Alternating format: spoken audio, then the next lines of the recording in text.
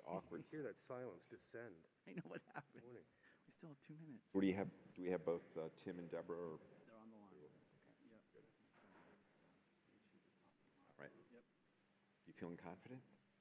Now's not the time to ask that, is it? Yeah. Do I look bad? I don't know. That is rough. Don't look back. Yeah, don't make me nervous. I don't need any help.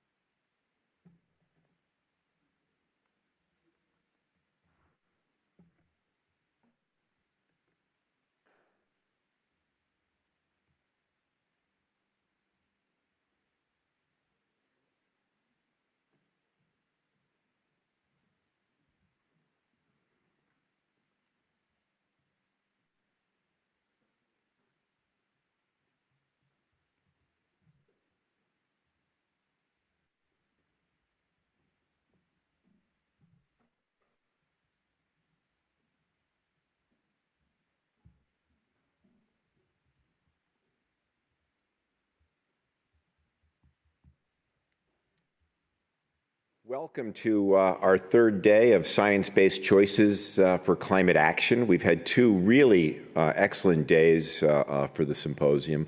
Really good speakers, panelists, good interaction with the audience. Really pleased with how this is going. Thank you for coming this morning to this session. Yesterday, the last session was kind of focused in, like most of this symposium has been looking broadly, internationally, nationally, globally on issues of climate change. Yesterday afternoon, we kind of focused on what's Dickinson doing on climate change and a variety of sustainability issues. So we think, we're hoping that was something that was informative for many of you, some ideas that you could use, apply elsewhere. This morning, we're now dealing with some similar questions, but more broadly about higher education in general. And so we've got some really good panelists here to talk with us about that. We're going to be taking questions from the audience. So when that time comes, if you're here in the audience in person, raise your hand to be called on. We're going to give, as an undergraduate institution, we'll give priority to students for questions initially. We've got a virtual audience. Lots of people registered for that in advance from like 50 countries. If you're watching virtually, watching the live stream, please type questions into the chat. We'll be monitoring those and feeding those to the moderator so that they can be raised at the appropriate time. I'll just point out that in case of an emergency, there's an exit off to my left here. There are exits at the top right and left at the back, and there's another exit back this way through the curtains that is handicapped accessible, except for the curtains that we will move out of the way if and when necessary. And with that, I'll turn it over to Ken Shultes, who will kick off our panel. Thank you, Neil. Good morning, everyone. Welcome to day 3 of the symposium. I think it's been awesome. I hope everybody's been enjoying it. If you're here to learn about climate action in higher education or to have a conversation about that, then you're in the right place. And we have 3 fantastic panelists to help us talk about this topic. Let me quickly say I am Ken Shultes. I'm the Associate Vice President for Sustainability and Facilities Planning here at the college, and I'm really excited to moderate this session. I'm going to briefly introduce our 3 panelists. We didn't want to spend a lot of time on introductions. We want to kind of get into the topic as quickly as possible here. I could give a much longer introduction because all 3 are just extremely esteemed people. But I'm going to be brief about that, and then I'm going to let them give opening remarks, and then we'll pose a few questions. And we're most interested in having your questions at the end of the session too, so we'll have time for that. So Debra Rowe is here with us. Debra is a professor in renewable energy and energy management and is the president of the U.S. Partnership for Education for Sustainable Development. And Debra is also a senior a senior advisor for ASHE, and a senior fellow for the Campaign for Environmental Literacy. So welcome, Debra. And Bryan Alexander, who's sitting to my left here, is a senior scholar at Georgetown University. He is an internationally known and awarded futurist, researcher, writer, speaker, consultant, and teacher.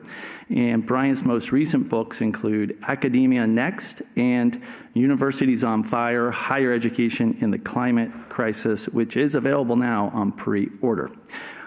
So welcome, Bryan. And finally, Tim Carter, who I think all of us probably know, is the president of Second Nature. He is also the founding director of Butler University's Center for Urban Ecology, or Q Center, which has led efforts to enlist Butler in the climate commitment, develop Butler's climate strategy and climate action plan, and to assist the city of Indianapolis with their sustainability strategies. Welcome, Tim. So to get started, we're going to let each panelist provide us a brief opening remark. And I wanted them to answer, to kind of keep it light and fun, just answer this question. If you could provide a snapshot of one project or initiative that you are currently working on that you're really excited about, and preferably a breaking news type of thing, you know, like a headliner thing. Just kidding. But let's start with Debra. Debra, if you wanted to start, that'd be great. Absolutely. Hi, everybody. I had a really hard time choosing between the different projects that I'm working on. And so rather than choose, I went to the underlying principle, which is I am the most excited about being a nudger to get the people who are in positions to make decisions to accelerate our climate solutions to act, and to act like it really is a crisis and stop acting as business as usual. And so that's the underlying project that I do with all of the different things you'll hear about today. So what we do is we look at the formal power structure and the informal power structure of a situation. We identify leverage points for systemic change, and then we build a coalition of support around those people who need to take actions and the decisions so that the leverage point actually actuates and we get the systemic change that we need. A simpler way of saying it, my favorite project is looking at what's broken in our society, figuring out what the solutions are, and then going and getting it done. And you'll see that in all the other projects I talk about today. That's terrific. Thanks, Debra.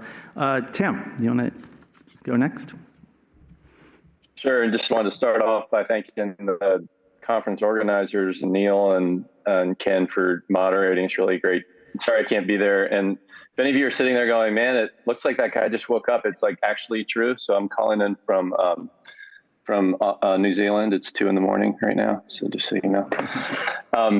So I'm sure Deb and Bryan are much sharper than I am on these comments.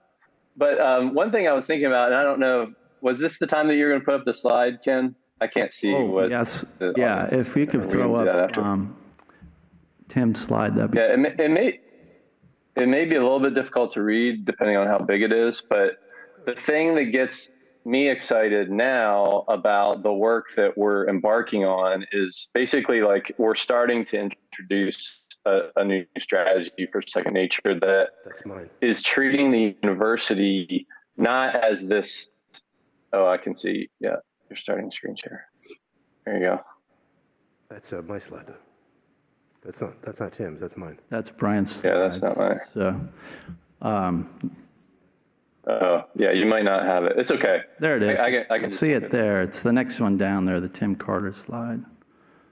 I think someone renamed it incorrectly.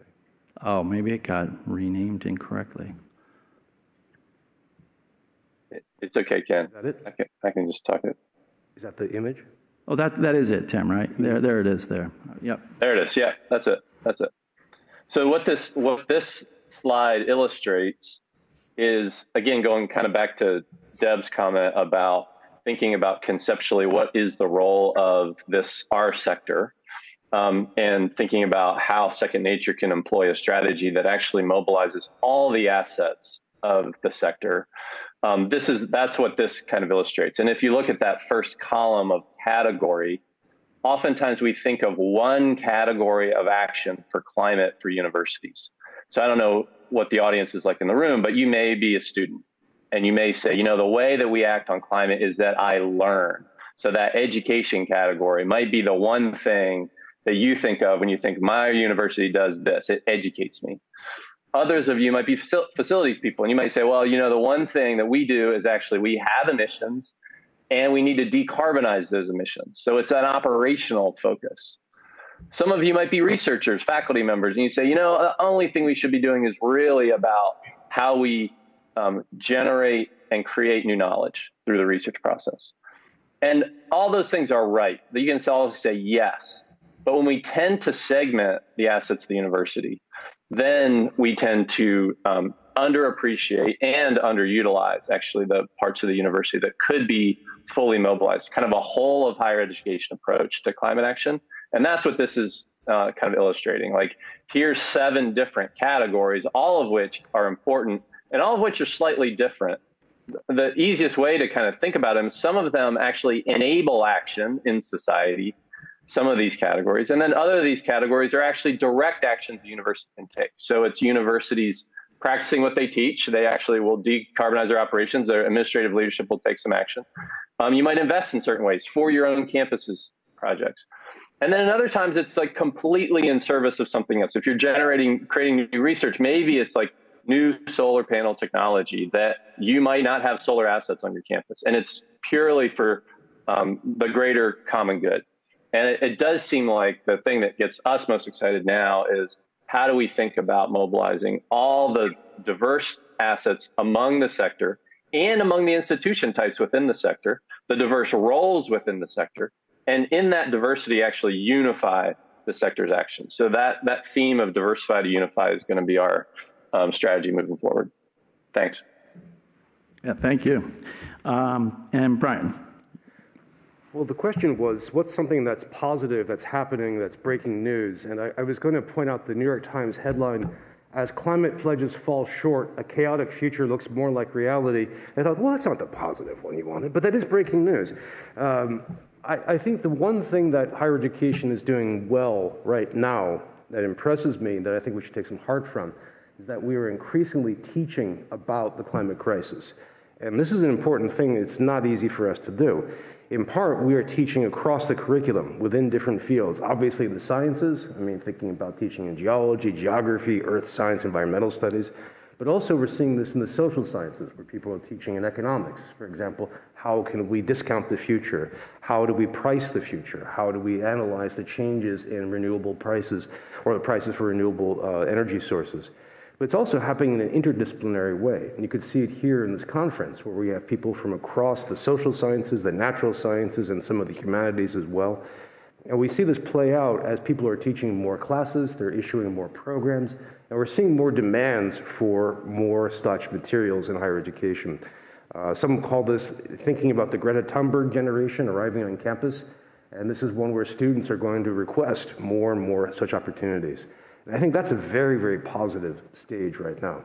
This ties into our research mission, which is also, I think, crucial as we see that our understanding of climate change on the world stage is driven largely by academic research. You think about all kinds of great scholars around the world, many of the writers in the IPCC, some of the editors who are academics, either full-time or part-time.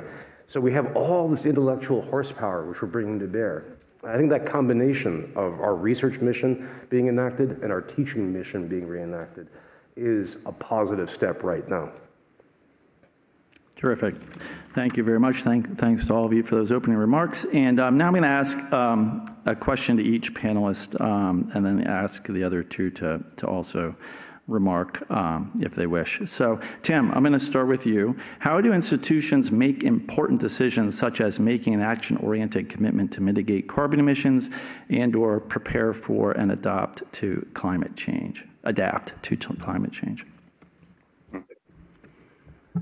Yeah, thanks, Ken. That's a great question on and one that's obviously really important. You want to say, like, how do change happen in university? Many of you know universities have prided themselves on distributed governance. So there's a lot of various stakeholders that weigh in on certain things. And so the easiest answer is, well, some committee gets set up, right? But I think the way to think about it probably is like there needs to be a catalyst and there needs to be a champion. So with a catalyst, something has to trigger some action on your campus.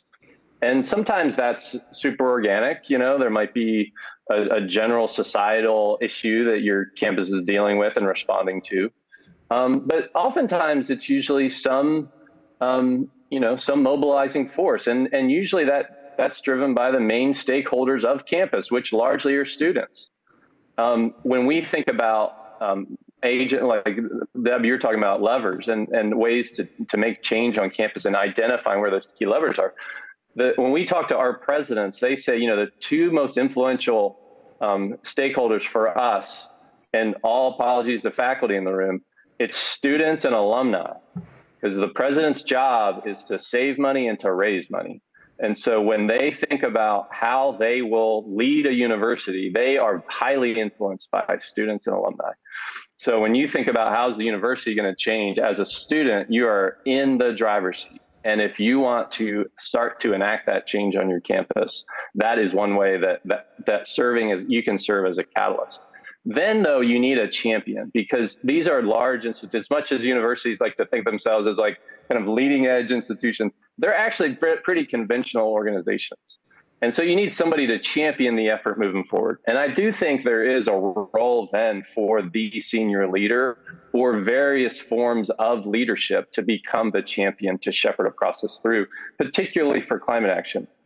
We've been running this, many of you know, we've run this network of institutions for about 15 years that have had presidents and chancellors making this commitment to carbon neutrality, to climate action for all of their students, and to increase climate research.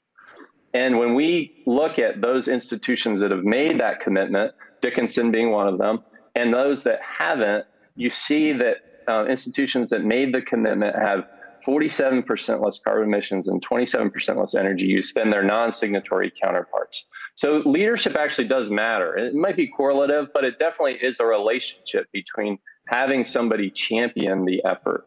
I think what we're seeing now, though, is that the role of the senior leader as the sole champion is very different than it was 15 years ago. And I would say now even more fully the distributed governance model on the champion side is more true today for climate action than it ever has been before. So now there's a professionalizing of this work in a way that in 2007 it was not in existence. Many sustainability offices got started because a president signed a commitment and then they hired staff to fulfill that commitment. Now that's not the case. These offices are highly sophisticated. There's professionalizing within the field of sustainability so that many energy managers and sustainability officers are getting hired at senior levels, chief sustainability officers now. That wasn't the case before. So now you have a lot of other folks within the university actually implementing and leading those efforts. And it doesn't rely just on a single individual, whether she's the president of the university or the CFO. Those people are important, but they serve somewhat different roles. But I think it's important when you think about action to think about how do we catalyze it, how do we start it, and then who's going to champion it moving forward. Terrific. I'm going to open this up to see if Bryan or Debra want to comment on this question. So I'll let Debra go first. Okay, so let me build on what Tim has said. You all heard there are champions that come from all levels. I want to share with you something my mother shared with me. There is no hierarchy. It's made up. It's pretend. What's real is this climate crisis. And so I want to encourage all of you involved in the education side, please teach beyond doom and gloom, because I get the phone calls from all the students who are doomed and gloomed, and it's a mental health issue. And instead, engage them in solutions. Make your assignments around real world problem solving.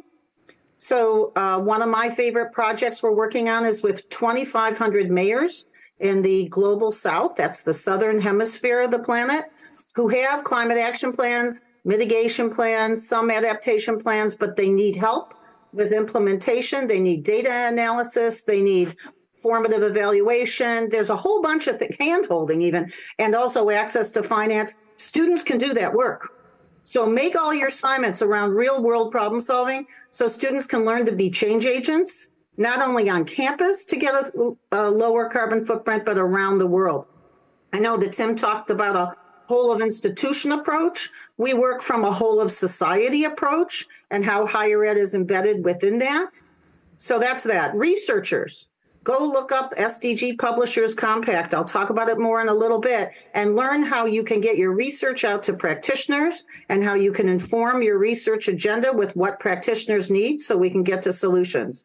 Students, go to your your career placement center, your career center, and say, we need more stuff on green jobs. Turn to your professors and say, we need more stuff on education for green and sustainability jobs. I am really tired of students coming to me and saying, I got a sustainability degree, but I'm having a hard time getting a job. It's because they didn't get the experience of working in the real world, and they also don't know how to approach the multiple ways to get a green job. I've got more information for you on that later on. If you want to reduce the carbon footprint on campus, you got to go to the people who are the decision makers. So you got to engage the business office, you got to engage the facilities office, but not with I'm nudging you, pushing you, making you feel uncomfortable. It's a nudge and nurture. I'm here to make it easier for you. I'm here to help you do the analysis, and go talk to some professor who will give you credit for doing the analysis. Also, engage with others who are at your same tier, but also at different tiers. So students engage with other students. We run the Youth for Climate Education International Coalition of student groups asking for better climate education. You can join, go look up changethechamber.org. You can join there, and we will empower you. We'll give you tools on how to be an environmental change maker. That should be in the curricula. You shouldn't have to come to us. And then on the facility side, they have a lot to do. It's hard to get to net zero without help. So help them, right? And you don't need to just sit around thinking about it or getting the right people. Just get started. You know, if you were about to watch a car accident, wouldn't you go and try and get that little kid out from in front of the car if you could? That's what we're looking at for climate right now. So don't sit around and be armchair pontificators. Act. And if you need help on how to act, let us know. We're here to help you. We're here to serve you. Awesome. I like that metaphor, or it might be a simile. I always forget. You want me to? So, yeah, Bryan. So partly what they said, I think I love Tim's model of the catalyst and champion on campus, especially that they're plural and they involve many, many people, and especially the catalysts are students. And I love everything Debra said, especially about the importance of undergrad research and the importance of universities and colleges providing more career options for students. I've been working with Amazon Cloud Services, and they tell me that they keep hiring people whose job is to do climate work for them. And they want to have more climate graduates from universities. So that's a need that's out there. I would like to follow Debra's spirit of improv that she mentioned to build on what people said. So yes, and I think the mental health issue is actually bigger and deeper. COVID taught us that. And so this means two things. This means on campus, first, we need to provide better mental health services for students, as well as for faculty and staff. But the second thing is this changes our teaching. So as we teach about the climate crisis, a growing number of students are going to come to us having had some traumatic experience with climate. Some of them may be climate refugees. Some of them may be suffering from what psychologists call solastalgia, that is the mental issue of losing the nature that you grew up with. We may see students who are dealing with climate impacts from everything from involuntary migration to economic dislocation. So our faculty need support in being able to mentally support those students. I think COVID taught us another thing as well, which is that in higher education, we tend not to lean on distributed governance with faculty, but instead we form something like emergency committees to be able to run universities and colleges. That administrative pattern is out there, and I think we will see that available for many universities and colleges to use, which is a different leadership strategy. I would also just like to add, when we think about stakeholders, I think it's great that students are central in this debate, but I want to add the reality that there are other stakeholders that have a lot of influence in this. Think, for example, about town-gown relations.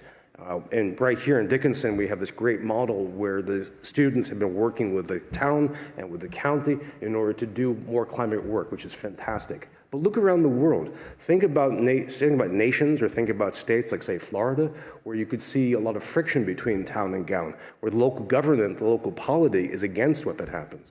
I worked with one university where the university and part of the community figured out a way to install a joint solar power array on campus and then off campus, and then a community group managed to block that completely. We have a lot of friction for that, and that can impact everything, including curricula. Not to mention, we have other players as well: national governments, international organizations, companies, and nonprofits. So the whole change picture is actually pretty complex. There's a lot going on. Thank you.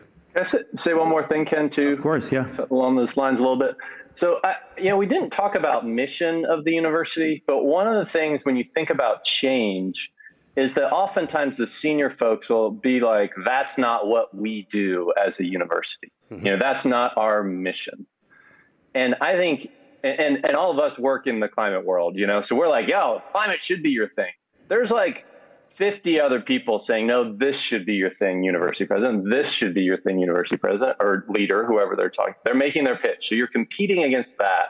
I think the more, though, we can make the case that addressing grand challenges in the world is core to the mission of the university. And if we're not doing that, we are not living into and up to that mission. Then you make the case for why one of the major grand challenges in the world is the challenge of climate change. If not the most important environmental one, it's like right up there. And of all the grand challenges, this is the one thing that we rely on. Like, this is our fate of the planet is about addressing climate change. Oh, yeah. So making this a mission-related question at your university is highly influential in how you get buy-in. And when you see the universities that have taken most action, it's usually a relationship to that mission. This is core to what we do as a university, is serving this grand challenge that society is facing. And that's why we care about this stuff. Oh, I agree. I think that's really Can I just add one thing? Sure. Okay. And sometimes you can't convince them of that. So I've been to hundreds of colleges and universities to help them do the professional development for their faculty, their staff. And also I bring in community leaders. I won't do it unless they bring in the community leaders. And I always meet with the president. And sometimes the president cares about their sailing that they can do, or about getting money for the university, or about meeting other college presidents because they want to really move to another university instead. So listen first, find out really what motivates them, and then build, if you do this, it'll help you with that too. So that's the nurture nudge. And also will help make it easier for you. You know how you just heard that it's complicated? It's like better than a video game, right? Because it's real world complicated, but you can do this. You can make a difference. Don't feel disempowered. And remember, a good change maker is persistent. Of course, some of the things you do aren't going to work, and some of the things you do are going to work. So don't give up just because you try something and it doesn't work the first time. You learn from it and you move on and do more. That's terrific. I think this is great advice for the students in the room and for all of us, really. Just in the name of staying on track here time-wise, I'm going to move on to a question directed for Bryan, and then Tim and Debra can chime in as well. So, Bryan, can institutions of higher education inspire the change and the action that we need in the time frame that is needed to avert climate crisis?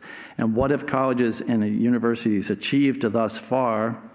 And as sort of a second question, what hasn't been achieved that informs your response? It's a great question. I think we have a lot of power and a lot of capacity to make that change. To make all those changes. If you look ahead for the next, say, couple of decades, and we think about the escalating crisis as it hits not just the environmental world, but all the spillover effects in polities and economics, this is something which we have so much capacity. I mean, think about this, that there are roughly 20,000, maybe 25,000 colleges and universities around the world. And right now, there are more than 200 million students enrolled in higher education. The number of faculty and staff may be 5 to 10 million. And all of those numbers are likely to grow worldwide over the next few years. So that's like a medium-sized nation in the world. It's like talking about Germany or Japan. We have a lot of potential influence. And think about our intellectual horsepower, how much creativity we have, the sheer depth of knowledge that we have that we can bring to bear and that we can create. I mean, I want to second Debra's point about students doing research. We have all of this capacity. The problem is, this is a very, very difficult task for us to accomplish. There is an incredible amount of moving parts, and also we saw in COVID that we can really turtle in. We can really turn in on ourselves and not necessarily engage. Now, some do. We saw universities, for example, opening up clinics for people. We saw universities that were trying to establish public standards. We saw in Vermont the creation of new technologies like the Vermontilator. So we have that potential, and we can do that if we seize the ground, if we seize the moment. Now, I mean, this occurs with a few other issues as well. I mean, think about the pressure that we'll be under as the climate crisis ratchets up. What happens when governments declare a state of emergency? Think about areas where they are under immediate threat. Take a look, for example, at Bangladesh, or take a look at Florida, or look at any area near a desert right now. So they may have to respond.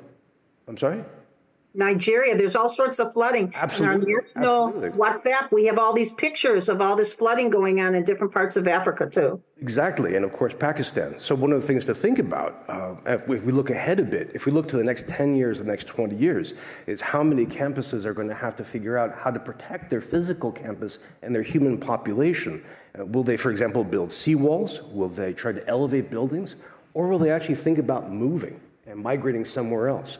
I mean, if you're a campus right now in Nigeria, in Pakistan, in Miami, looking ahead 10, 20 years, is that the best place to be? I mean, once the wet bulb temperature gets to be so high that cognition becomes difficult, is that actually the best place to have an institution for research and learning? And if you get to the point where being outside can injure or kill you, again, is that the best place for a community? So we have to think about all of those options, and we have to think boldly. Can we bring up one of the slides, please? Yes, I think. Can we bring up? Yeah, here we go. Thank you. Thanks, if you had display. I mean, so we can think about the overall stance of a college or university in terms of the direction they're taking. Trying to stay on this slide, and it keeps popping off. There. So we can, this is a much more animated presentation than I'd hoped for.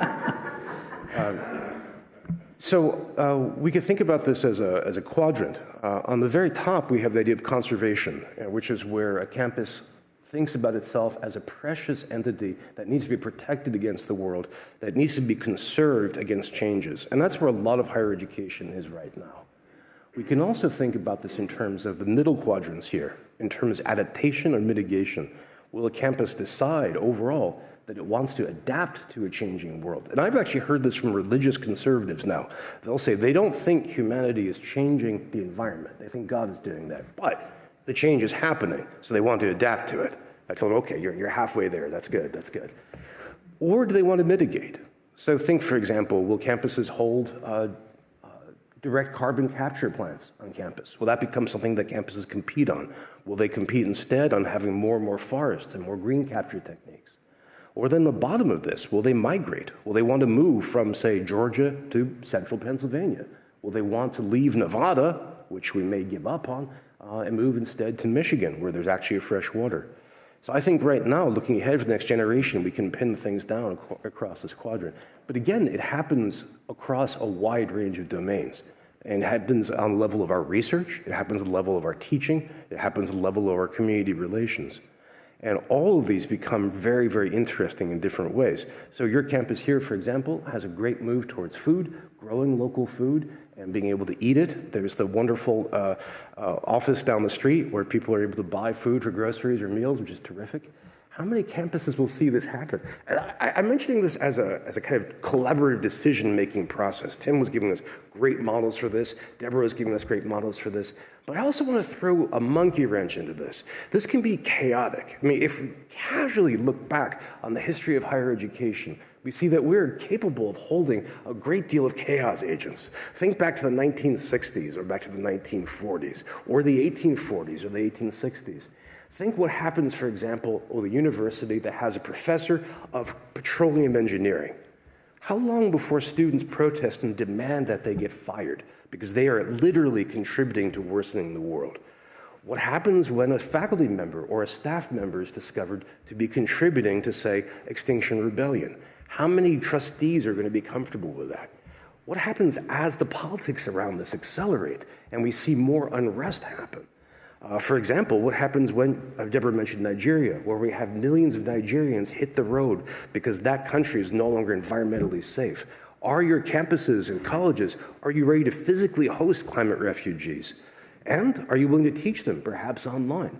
And what happens to your politics? I mean, you saw what happened to Europe and the United States with a few thousand migrants from Latin America, from Africa, and from the Middle East. What happens when we have tens of millions of people on the road? What happens to our polities and how do they shape our higher education? So I think we have to engage in this. Debra suggested, I think Tim suggested, that we have an international alliance of colleges and universities. We have all that capacity. Now is really our chance to take advantage of it. Tim, you want to go first? Yeah, that'd be great. Thank you.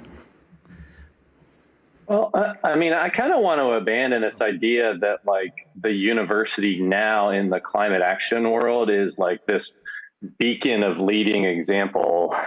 I mean, that might have been the case at one point, but there are so many other sectors that are actually doing on the operational decarbonization side, like way more than what our universities are doing. So it's not like everyone should look to the sector for inspiration. I think there's a lot that the sector can offer, but on the decarbonization, operational decarbonization side, you look at the corporate sector, which now is just like doing serious major initiatives at scale because they have capital to do so and can mobilize it quickly in response to consumer demand and other things. But like the idea that we just like kind of serve our little sector and everyone else will just, higher education, you're so great. Like that's not the world we live in, and we shouldn't pretend like that is. And so then we say, well, what is it that we contribute to society? And that's what those things like that Bryan was describing there can really be effective, because there are some things that no other sector does. Like as far as educating college graduates, like I think Michael Crow is kind of famous for saying, we're 3% of the emissions footprint in the U.S., the higher education sector, which is not trivial, it's not nothing, but we have 100% of the college graduates. So there is something to be said for the unique role that higher education has and the distinct role that it might have in some areas, and then areas where it's just very similar to other sectors and places where it needs to learn. I think there's a dose of humility here that we should have as institutions, and there's plenty to be learned from cross-sector collaborations. That only happens if you have relationships with those other sectors too. Great. Debra, did you have any thing you want to add? Okay, let me just take it down to just some personal examples.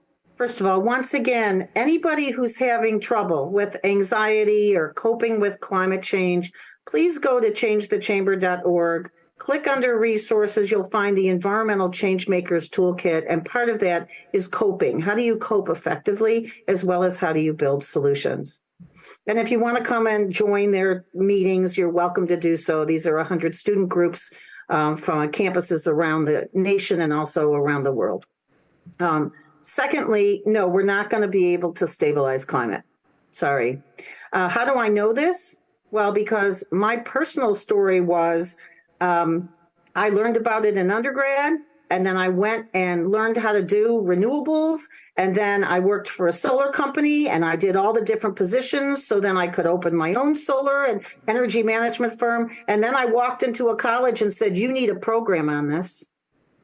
And then they started the program. No, actually, I started the program and then used the local media to become the energy doctor on the biggest radio station in Detroit. And then when that was done, I went to the American Association of Community Colleges and other national associations and said, you need to help these colleges and universities start their sustainability programs. And they said, yeah, we've been thinking about that. So we held monthly calls that turned into websites and initiatives and all sorts of stuff to help these universities get going. And then we said, where do the faculty go? Well, they go to their academic societies. So we went and created a network of 45 academic societies. And actually, your Neil at Dickinson helped me do that 17 Our Neil Leary, yeah. Yeah. So thank you, Neil. You know, he was one of the ones out front very early on. What I'm saying to you is, as you do your work, think about taking it to scale. We need acceleration now. And I could tell you of stories of students who have done this too, who ended up with an invitation to the White House to celebrate the passage of the climate bill, the IRA. Now, I'm sorry to give you that news that we're not going to get there in time to stabilize climate, but we can still help to prevent the worst impacts of climate change. And I do think we should be focusing a lot on adaptation as well as mitigation. You know how there was that symbol that he did, that quadrants? Did you see the second thing where it's like with your local community, with the national community and international? I didn't just mention the value of international coalitions of universities. We already have those. You want to come work with us on those? Go get an independent study at your university and say you want to work with us on those international coalitions of universities. Because we're doing a lot of work and we could use your help. Either as a faculty you can help through Thriving Earth Exchange or through us, or as students you can help, or as operations people. But whatever you do, work on taking it to scale. Think about accelerating the change. We're shifting societal norms here. Yeah, it's kind of chaotic, but it's also really exciting. Especially, you feel better when you're part of the solutions. That's what we know. Okay, I have more to say, but I'll shush for now. Okay, thank you. And it occurs to me as I listen to your responses to that question, I would say, I think universities and colleges are doing a good job largely at modeling solutions, especially physical solutions to reduce carbon emissions on campus, for the most part.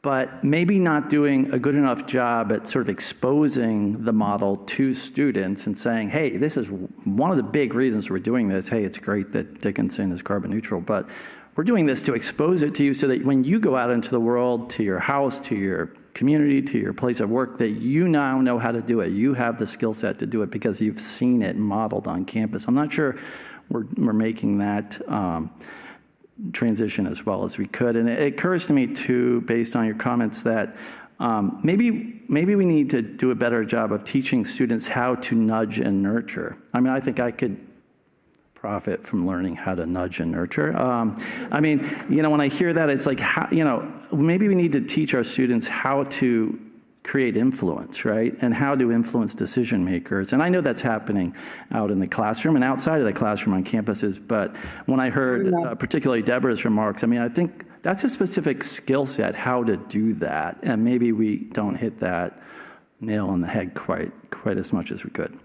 Okay, I'm going to move on to a specific question for Debra. Debra, what systemic change efforts are you seeing now in higher education, and how could they be accelerated?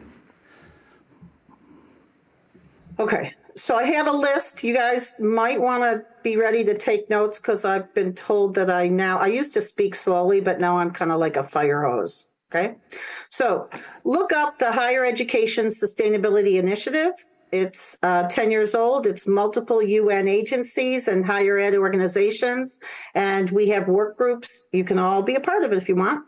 One is the SDG Publishers Compact Fellows. So the United Nations Publications Office and the International Publishers Association got together and created this pledge of we are going to be more sustainable in our operations and in our production of educational materials and in our research.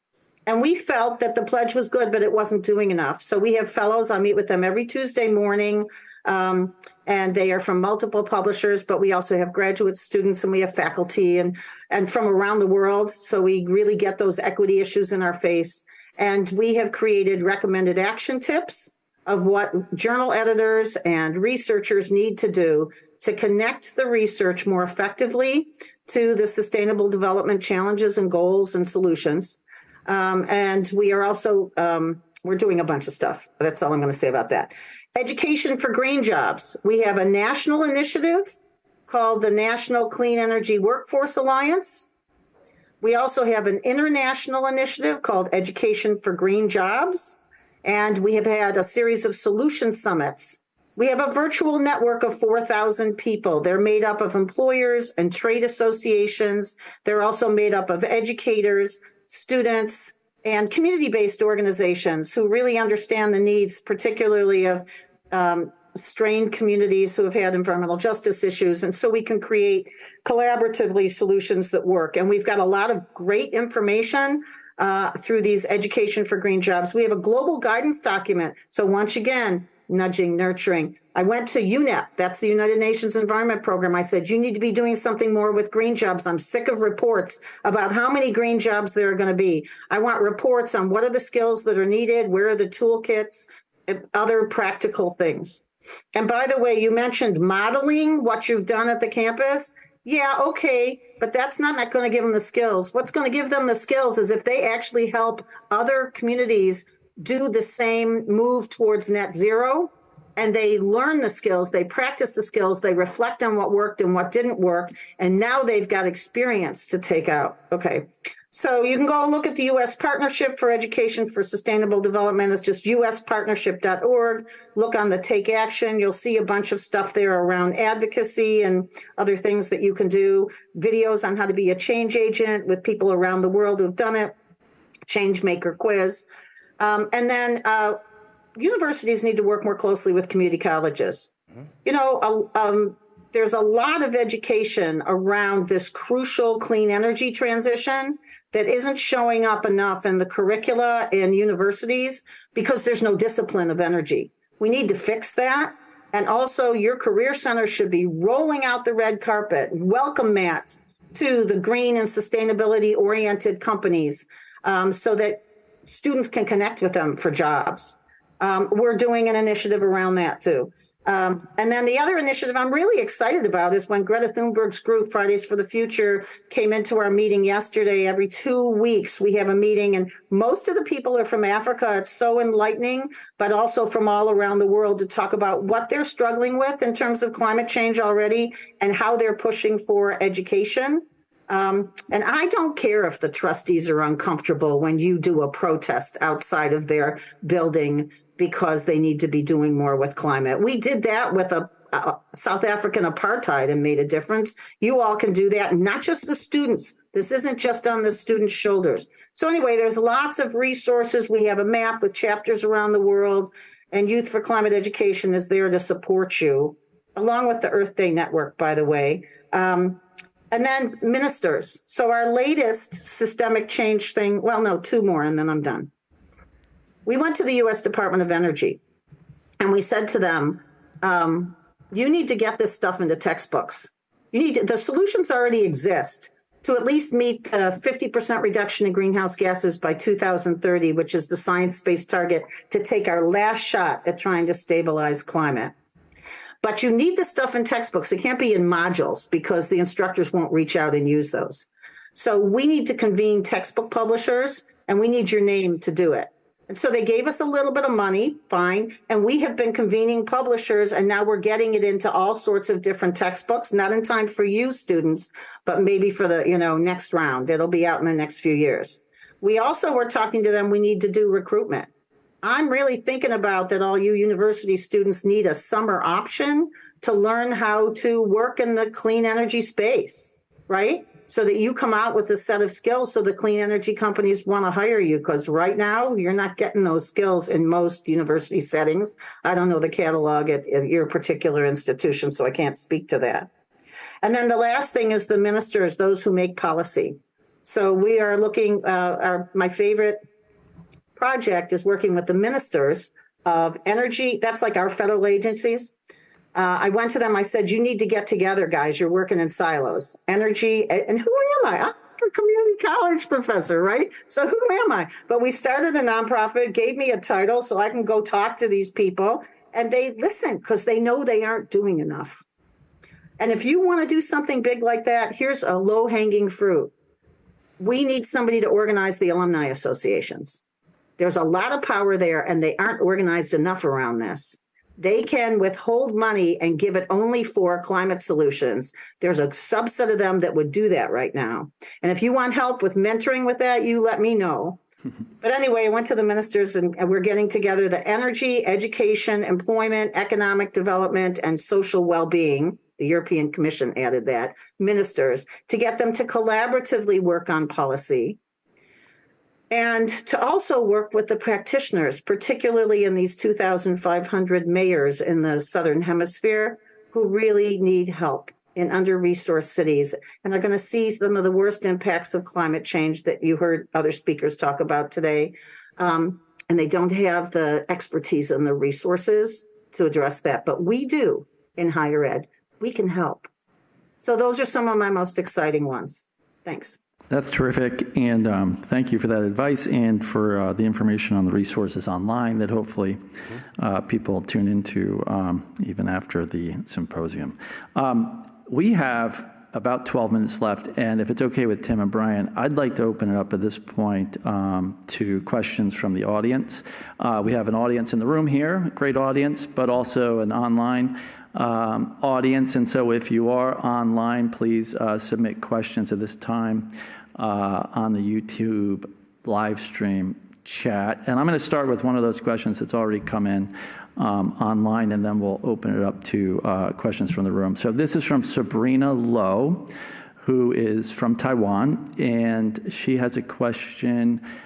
She says, Debra, you are right. Leadership is important, but what can we do when only a small amount of faculty are willing to work on sustainable development goals? Well, who influences the faculty? You can, right? The other one who influences the faculty is their other faculty. So if you learn about what their peer institutions are doing, whatever institution you're at, ask somebody, what are our peer institutions? What are our aspirational institutions? Who do we want to be like? And you point out that those other institutions are farther along, and show them how. We're here to make it easier for you. I will tell you that when I was an undergrad, we had a group of 17 of us in the class who wanted to work on something like this. And the instructor at first said yes, and we asked so many practical questions that he threw us out of class for the rest of the semester. And then he gave us all A's so that he wouldn't have to deal with us complaining. No, there's different ways to get the time that you need to work on this. And maybe faculty aren't where you're going to get the most information from, but you got to jump through the hoops to get the degrees. But the second way is go to the provost. And I would go not as one student, but if you can get a group and say, look, whoever your chief academic officer is, sometimes they're called provosts. Our faculty seem to be behind on this. And I think it's going to affect the reputation of our university. They're very worried about that. And so we're here to help you. And then I can give you resources to help them. You have to bring the faculty along. In some ways, some of them are the most behind. Can I add to that, Deb? Of course. It might not seem this way to students in the room, but faculty are human beings, and human beings respond to incentives. And I think one of the big challenges is that the incentive structures for faculty relative to either SDGs or climate are not necessarily aligned. So the incentive structures for faculty are to publish, to get grants, and to do some form of service. And that service is usually like kind of the third tier. So our institutions at senior levels should be, if they're serious about this, working with faculty senates, working with the faculty peers, like you're saying, Deb, and actually change those incentive structures to the things that we want to see faculty actually do relative to these issues. And so I think in some cases, you're starting to see that. You're starting to see credit being given in different fields for actual solutions. Like, you actually did something that mattered in the world, therefore you will be rewarded for that in your professional tenure process. Like, that will change the game for faculty participation and stuff. I just want to say all of our faculty here at Dickinson are human beings, all of them. That's 100%. And I do actually want to say many faculty are sitting out in the audience, and we've got extraordinary faculty here who do care profoundly about these issues, and many of them in the room right now. So let's do a professional development of the faculty that you could say, we want to bring a presentation to you and we want to invite more faculty.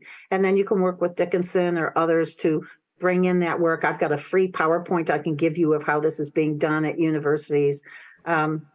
There's also a kickoff on Friday of an Asian network for sustainability that is, anyway, there's some specifics going on, and it's about teaching sustainable living as well as more scaled solutions. So look for the networks. Let me add one key part about that. Speaking also as faculty member, one huge incentive that faculty respond to, and thanks for Tim for mentioning that, is research publications. So celebrating faculty who do research into any aspect of climate change. And again, remember, this is interdisciplinary and all disciplinary. So faculty in photography, faculty in earth science can participate. And a campus can do well to support open access to their scholarly publication as well to get the word out there. So their scholarly books, their articles, their great literature, use that in your classes. Make a point of that. That's a really powerful incentive.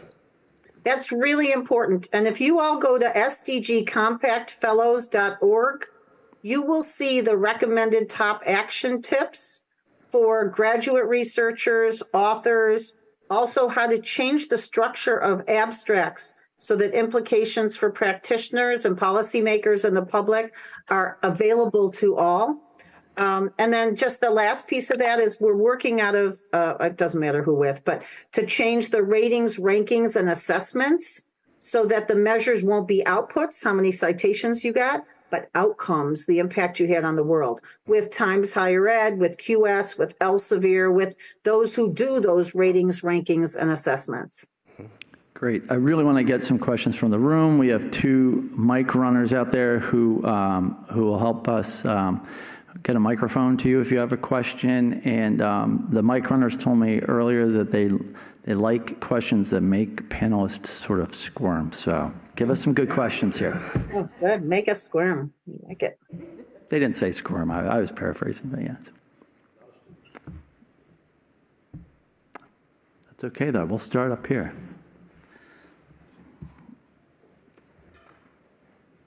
Thank you all. Paul Morgan from Westchester University. Here's my squirm question. Hi, Paul. These days, I think there's been a lot of emphasis in higher ed on achieving carbon neutrality, and maybe that is sort of a distraction from the larger purpose of, as Tim was alluding to earlier, thinking about who we're popping out at graduations every year, and thinking of carbon neutrality as a means and not the end. Because at Westchester, we like to talk about making sure that students are not our most harmful emissions. And so I'm wondering if you folks can address the relative value of achieving things like carbon neutrality when really what we need to be doing is a strategy of pumping out students who are going to go to every sector of society and either be change agents or not. So there's the squirm. Great question. Who wants to take that one? I can go. I mean, there's, I don't know if you probably read Alex Barron's paper that he did about carbon neutrality as a milestone, not an endpoint. I think that's a really important way of thinking about carbon neutrality and the role that it plays on campus. So it's one of, but not the only way that climate action takes place on campus. And I don't know about distraction, because I think it maybe can be more like a both and, like that. Like the problem is that, universities are so siloed that you tend to have camps of, well, I'm in the academic world, and so I'm going to do this teaching, research, student engagement. And then you have the operational people, and then it's kind of like oil and water, like they just don't mix at all. And what we should be doing, some of the most successful cases, probably Westchester and definitely at Dickinson, is when those two things are fully integrated together. Like the student learning is part of the solutions that lead to a carbon neutral outcome for your campus, as well as resilience in your communities, et cetera. So I think that the merging of those two can be a really powerful example of the de-siloing of higher education. I want to add just a little piece to that, which I didn't finish before. Adaptation. We will either see in the future human beings acting like barbarians in a world of scarcity, or we will see humans acting in a kind, caring, collaborative way in order to address the disruptions that are going to occur from climate change and other issues. And so teaching the skills of how to build neighborhood support structures, whether it be the volunteer banks or the communication systems, like Nextdoor may seem like not a big deal, but it's really powerful. How to build the financing options, how to still keep community in the face of crisis. That's an area that I'd love to see universities dig into deeper. The practicalities of resilience that we can all be a part of. And boy, are there entrepreneurial opportunities in there as well. And what I call intrapreneurial opportunity. Get a job anywhere and shift that organization to be more sustainable in its products, its practices, its partnerships. Lots of wonderful work there to do that can bring hope and positive impacts. I think it's a great question and not a squirmy one at all. I like what my two co-panelists have said. I would just add to this that we think of graduates as being, say, roughly 22 years old. And it's important to remember that that population, the traditional age undergraduate population, is shrinking nationwide, mostly for demographic reasons and now lately for political reasons. So we also have to think about adult learners, and sometimes they are adults who come back to college for the first time. But also we have the idea of what some call the 60-year curriculum or a series of learning episodes. So maybe young Debra goes to college and studies solar engineering, and then 20 years later she comes back because she wants to study computer science in order to really write some really good software. And then maybe 20 years later when she's about to retire, she's thinking about going to study French because she's been interested in her whole life. So we can constantly teach and influence society with graduates, not necessarily graduates, people who may come here for certificates, for example, or micro-credentials. So we can keep that going throughout the entire population. And in the developed world, that's especially true as our populations demographically age up. The second thing to point out is I love your question because it's a long-term question. I mean, as a futurist, that's where I spend a lot of my time thinking. And what you're describing is higher education's capacity to reshape all of society. Debra mentioned two possible futures. I think we may see these simultaneously, both where humans are barbarians and where humans are caring. And we have to help prepare our graduates at whatever age to inhabit, shape, and co-create those futures. So I think that's a great long-term question. Both and, as Tim says. All right. Well, thank you to our panelists, to Ken, the moderator. You've done a wonderful job. So when Debra paid me the compliment of talking about your Neil, I'm that Neil. But there's another Neil, and it was part of this conversation. There's Neil Weissman, the provost of this college. Mm-hmm. He's been a leader who has created the incentives for faculty development, for faculty to be involved in this work. So we have here with us, we've got Susan Rose in sociology, who's a stalwart supporter of the things that we're doing. Ed Webb in political science, who's been, incorporating this in his courses on the politics of the Middle East.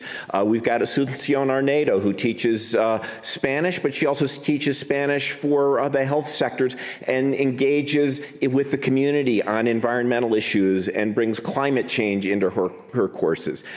Kristen Strock, you've already heard from, environmental studies. Sure, of course she teaches this stuff, but she helps us all do this well. Emily Pauley, who will be in a panel soon, in history. So we have a really extraordinary group of faculty here. John Henson is here in biology, Tony Underwood in economics. We've got a brand new professor of international business and management, Forrest Watson, who turns out, I learned a couple of weeks ago, he's deeply knowledgeable about sustainable business practices and approaches. So we have a lot of things coming together here at Dickinson, which is really good, and we've done only a small part of what we need to do. There's a whole lot more to do. You're going to hear from some of these faculty members. Go to members. your disciplinary societies. All you faculty you just named, go to your academic societies and get what you're doing part of the standards for the major.